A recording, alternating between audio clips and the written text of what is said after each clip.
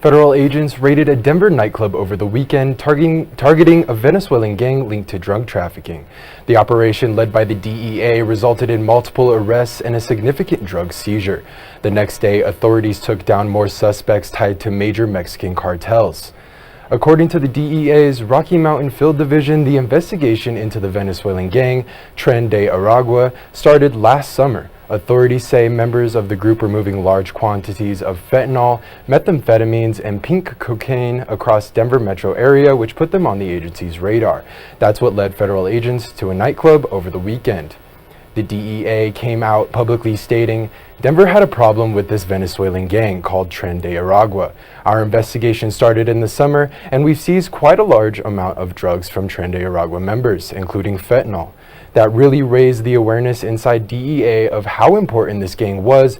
We started really focusing on them across Denver and Aurora and really around the metro area. Since then, we've been able to identify a lot more members in their network, and that's what led us to this nightclub." Federal agents say their operation at the club helped them uncover even more about the gang's network, leading to additional arrests. Hours later, law enforcement turned their attention to two suspects tied to the Sinaloa and Jalisco cartels. Monday morning, DEA agents raided a building on South Quebec Street in Denver. Inside, they found 130,000 fentanyl pills.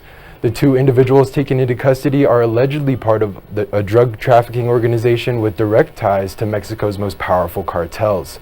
A statement from the governor's office stated, "The governor is still learning details about the early morning action and welcomes the news that guns and drugs were removed from Colorado streets. Governor Polis is committed to making Colorado one of the top 10 safest states. He hopes law enforcement continues to coordinate to keep guns and drugs out of our communities." As these high-profile arrests unfold, concerns about federal immigration enforcement are also growing. While Governor Polis insists Colorado is not a sanctuary state, it is one of 11 states that limit immigration enforcement in some capacity. The city of Aurora says, "The city, including Aurora Police Department, is aware of news reporting about federal immigration enforcement plans in Aurora this week.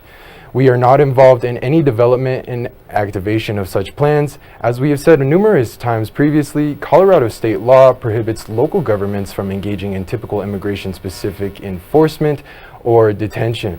We focus on enforcing state law and local law." Meanwhile, immigrant right groups are pushing back. The Colorado Immigrant Rights Coalition called the rumored ICE raids in Aurora deeply alarming, saying these operations are more about criminalizing immigrants than public safety. Federal agents were seen setting up a temporary holding and processing center at Buckley Space Force Base in Aurora. Reports suggested immigration raids could begin as soon as this morning, but those plans were reportedly postponed after details leaked to the media. For now, ICE operations in Colorado remain uncertain, but as federal agents continue targeting organized crime, immigrant communities and advocacy groups say they're bracing for potential enforcement action in the next coming days. We'll continue to follow this story as it develops. Stay tuned though, because after the break, Karma Robbins will bring us all news in sports.